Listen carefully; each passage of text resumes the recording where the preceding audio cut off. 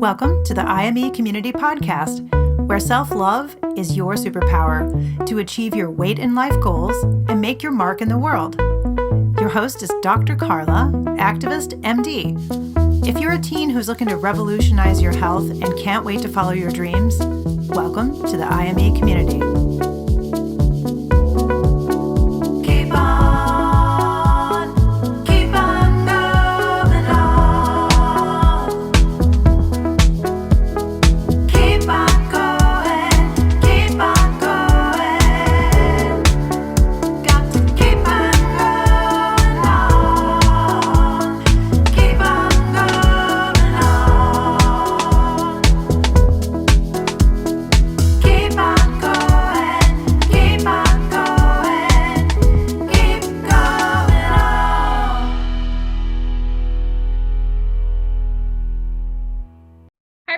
Dr. Karla. Welcome to Ask Dr. Karla. I'm starting a new weekly series where I answer frequently asked questions or questions from parents of teens or teens who reach out to me or doctors who reach out to me with questions. And I am coaching, I'm on these platforms all the time. I'm on TikTok. If you follow me there, make sure you do at IME Community. Make sure you check out my new site. It's drkarla with a K, MD.com, so you can get in on a one-on-one 30-minute coaching session with me, because it takes an individualized approach, and we're all coming at this with our own unique situations, and I'm here to help you. All right, so I had a mom reach out to me and ask me some questions that I've been asked hundreds of times. So I thought these are 3 awesome questions. I'm going to give you some answers. And again, reach out to me with any questions you have for follow-up. Okay, so the first Ask Dr. Karla question is, I'm struggling with wanting to help my daughter who's overweight. I want her to be healthy and feel good about her body. I also know there's so much stigma about size in our society. I feel stuck. How can I help her? First of all, what a great mom. Okay, this is what I call dualistic thinking. It's black and white thinking. It's 2 sides of a coin, where one side is mom stuck in wanting her daughter to be body positive and fully love and accept herself and feel healthy no matter what her size is. But also mom is kind of stuck in diet culture beliefs, like a lot of us are, and perpetuated by our society and in all the promises of thinness and wanting thin privilege and social capital and no ostracization for her teen. So mom's pinging back and forth between those 2 kinds of sides of things, and that's creating a lot of confusion and self-doubt and fear for her and keeping her stuck in not taking any action for her daughter. So what if these movements, this cognitive dissonance, doesn't even exist? What if they are not mutually exclusive? What if you can meet in the middle, which is my whole philosophy, and believe that your daughter can be both body positive and have healthy habits that help her reach her healthy weight range and her health goals? Okay? What if you believe that? Because you can choose to believe. That's a crazy notion, I know, that we can choose our beliefs. So what if you wanted to choose something different that served you and your daughter's health? Okay? Research, cool studies that I found to be profound in my work over all these years, shows that positive body image and family meal times are the protective factors, and without those are risk factors to weight gain and eating disorders. Okay, so promoting a positive body image, staying out of diet culture, staying out of focusing on weight and body size in the family, focusing on positive family meal times and all the great things that come from that are what is protective against both weight gain that we don't want and that is unhealthy, and also disordered eating. Okay, profound. So helping your daughter create healthy habits takes action steps. So we want to get you out of the extremes. We want to get you in the middle lane, moving forward with a positive belief statement, taking action on things like positive family mealtime. Okay, that's going to help your daughter create the healthy habits that she needs, and you'll be a big part of that. All right, great. Number 2, ask Dr. Karla question is, how can I help my daughter when she feels frustrated and she gets upset about her body and uses food and sugary drinks to feel better. Sound familiar? I know that external fixes are just a quick fix band-aid and seem to make the problem worse. What amazing awareness mom has. Sounds like your daughter's buffering her emotions with food. Emotional eating is what we call that. It's like kind of numbing out. So instead of allowing an urge or any of the feelings that are coming up within her, she's avoiding the feeling by getting the false reward, sugary dopamine zing in her brain. What it is brain science, okay? It's a conditioned over desire pathway in the brain. There's nothing broken, there's nothing wrong. It's just a habit. It's a habit pathway in the brain. And the more we focus on it, the more we feed that and get that pleasure and that false reward, which lasts just an instant, like you said, is not a long-term fix. It's just like a quick band-aid. Our brain, that pathway becomes more powerful in our brain. So it's a conditioned over desire pathway in the brain. Habits are based on environmental cues. We know that from the book Atomic Habits by James Clear. It's a very awesome book. Here's the good news. Our brains are malleable and adaptable, and we can create new pathways, especially teens. Come on. And so is our environment. So we can change up the cues to support healthy habits. First of all, don't get in your daughter's lane when she is maybe going for the snacks in the cabinets that she's used to. Don't interrupt so that you are like kind of judging or shaming her, okay? Unless you want to say, so you want to stay in your lane and show up as a loving and supportive parent who's there to help. So how you can do that is like if you're walking by and she's getting in the cabinet or something you notice and you're kind of activated, you could say, hey, are you hungry? What sounds good? Something like that, that can maybe kind of disrupt that and maybe transition her to having something that serves her body more, okay?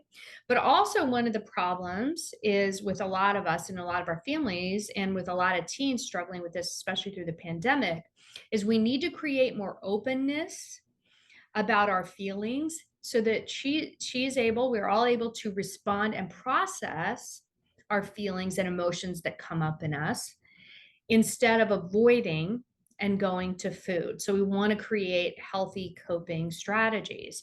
So what we can do is we're not used to really getting internal and centered and becoming aware of maybe what feelings are even coming up in us throughout the day. So you can ask her, how are you feeling? How do you feel today? And also talk more about your feelings. I mean, teens maybe aren't going to go for that. Believe me, I know. 3 kids. But talk about your feelings a little bit more, like, oh my gosh, I was so tired today and I felt like I had a heavy weighted blanket on me, like a metaphor, something, so that we can become more descriptive, become more open, make it be like okay to just, it's okay. We can allow our feelings that come up, even if we perceive that they're negative. We don't have to try to get out of them with like food, going to social media, shopping, procrastination, all the buffers that we use, okay, to get out of our feelings. Model healthy coping skills, and also don't assume what's going on in your daughter's mind. Believe me, this has bit me in the butt a million times. So you probably are right. Maybe she's struggling with something around her body image or something that's upsetting her, maybe related to that. But unless she tells you, I wouldn't bring it up. Because she may be like, oh, great, thanks. I wasn't thinking that, but now I am. Just, your teen boss. So that's, if that's helpful or not, but usually isn't. So don't bring up body image issues unless she does. And then if she has urges and cravings at certain times of the day, which we usually do, like maybe at the end of the school day or before going to bed or when she's studying, and is kind of like, putting it off. And then you go to the to the cabinet. Maybe you can have some snacks that are readily available. This is changing up the environmental cues that are more balanced foods, okay? Because that's kind of the role of the parent. That's what we can control, is the food that we have, at least in the house. And we don't want to get restrictive on it, but we can make sure we have protein and healthy fat and complex carbs instead of like ultra processed and processed foods, okay? So make the healthier choice the easier choice within your home. And ask her, like, when you're hungry after school, what sounds good to you? So she's starting to make mindful choices and conscious eating decisions and awareness before choice. And when she chooses and has the power to choose, to be more likely to choose that. Okay. So you're helping her create mindfulness eating habits and awareness before choice. All right. Whew. Okay. Ask Dr. Karla question 3 for the week. I know my daughter's unhappy about her body and I desperately want to help her, but I'm also terrified that if I bring it up, she will feel judged or I will destroy her confidence. By the way, I was just noticing when I'm reading this that there's a lot of drama here, right? We create so much drama. And I know it is a very, stigmatizing, touchy, difficult topic. That's why I wrote the healthy conversation script. But I want to say, like, let's try to get more objective. Let's try as parents, instead of being so reactive and so dramatic, to really have our own back and some trust that we're going to really show up and stay the course and love our teens through it. We got their back. We're going to keep helping them. All right. Okay. So first of all, if your daughter's unhappy about her body and you don't know how to really approach it without maybe her feeling judged or destroying her confidence, I want you to know that you get to decide ahead of time how you want to show up as a parent in these situations. So that's what you can control, and that's kind of it. Okay, you can't control how your daughter feels or how she responds to what you say. If she feels judged, that's coming from her thoughts. Thoughts create feelings, not what somebody else says is a circumstance or a situation. It's out of our control, and we think that it's what they say that creates the feelings, or what we say that's going to create a feeling. It can trigger a thought, but it's the thought about that that creates a feeling. So first of all, know that. That being said, what you want to do is show up as a responsive parent with intentionality about how you're going to respond when she brings it up, or if there are situations that you are in with her where her negative body image thoughts are activated. So you want to be a soft place to land. We're working on relational health. Okay, that's how we're going to be able to help our teens, is when we become a soft place to land, we are compassionate, and then over time they will start sharing more and we'll be able to help them more. Okay, so have there been times when your daughter's talked to you or been noticeably upset about her body? Maybe it's trying on clothes, maybe it's she doesn't have something to wear, if there's a lot around clothes, getting ready, going out with her friends, maybe something happened at school. I don't know, there could be a lot of reasons or a lot of situations. So the answer, though, is always, there's not going to be like one, like some words I can say exactly, this is going to like solve it and wrap it up, and then she's going to have a positive body image. What we want to do in that situation is, she's really activated in that with a lot of negativity. So we want to create some space so she doesn't go down that rumination, obsessive thought train of negativity about her body. She's like bullying her own self, right? And hating on her body. So what we want to do is create some space and some softness to disrupt that. Okay. So the answer is always going to be self-love superpower. And it's going to be saying statements like, I know it's really hard. I get it. I'm always here for you. Things like that, instead of like convincing her to think differently. Like, I love your body and you should feel grateful. You're so healthy, or you look beautiful. Or, I mean, that's, if you, again, your teen best, but statements like, I know it's really hard. I get it. I'm here for you.